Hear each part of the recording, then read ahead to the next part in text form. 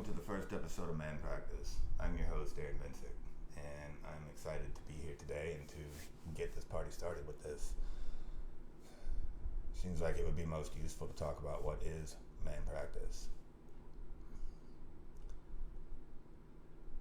There's a short-term explanation and a longer-term explanation of what this is for me. And in the shorter term, after each meeting, what I walk away with is this feeling and this experience. And it's very similar to, I think back to when I ran my first half marathon. And I wasn't fully prepared for it, but some people had invited me to do it, and I really wanted to go do it with them. So I pushed myself and challenged myself, and I did it. And when I crossed that finish line, I just felt like I was clearly almost the last one to finish, but I still felt like I had crushed it. And there was nothing in the world that could take that feeling, that experience, that charge away from me. And when I leave the group each week, that's essentially the same feeling that I leave with. And so it creates more consistency, more leveling up, more upgrades in my life, and more accountability to keep me going in the direction that I want to go. Now, over the longer term, what I've started to see in this with me is that I get to deepen and unpack further what it means to me to be a man, what masculinity actually means to me. And that's something that I really started looking at and unpacking about 5 years ago. And that was mostly for myself because I had a lot of questions around it. But now getting to do this in a group setting with the activities that we do together, it feels like it's enhanced it and expedited that process, that evolution of me, my version of being a man, my version of being masculine.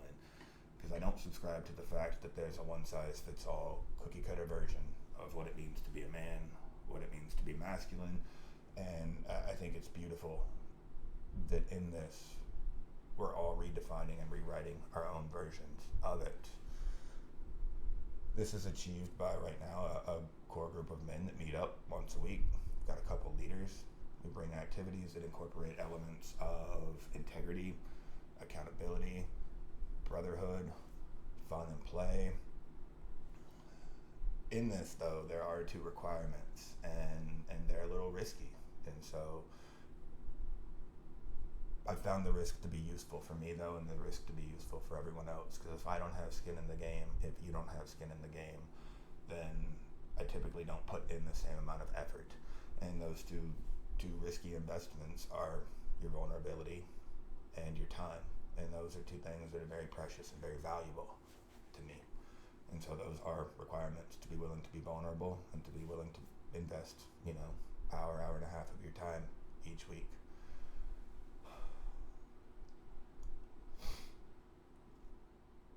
The reason I call it Manpractice is because I don't know that it's something that I ever reach a completion point on, and it feels like it's something that I'm always practicing.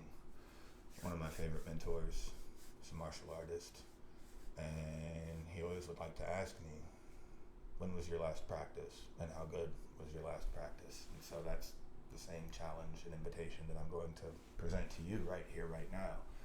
When was your last time you practiced being your version of a man, and how good was your last practice? Because if you want to be a better version of you, a more enhanced version of you, a deeper understanding of you, then you were only as good as that last practice. And if that was last week, last year, 10 years ago, I would invite you to take a look at that again and maybe start practicing a little more consistently.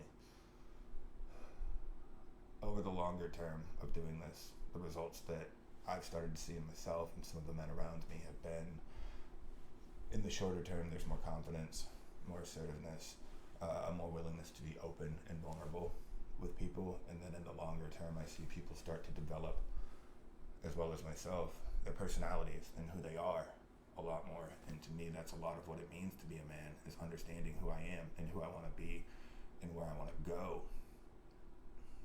And so by now, if this feels like it's a good fit for you or something that you want to know more about, you're probably wondering, how can I get involved? How can I learn more? And that's part of what this YouTube series is going to be about. Realistically, right now, the only way to have been involved this year would have been to have been in Austin and have been coming to our pilot group that we've had here since the beginning of the year. And I want to expand this further. I just want to extend the reach, and I'll do couple more videos on the why of that later on. But essentially, if you are looking to get involved, you can like and subscribe to this series, and there will be consistent free content produced on here. If you're in the Austin area and you want to attend our group, you can hit me up on this channel, or you can send an email to info@manpractice.com. We'll put that in the description as well, so you can hit us up there if you want to attend in person.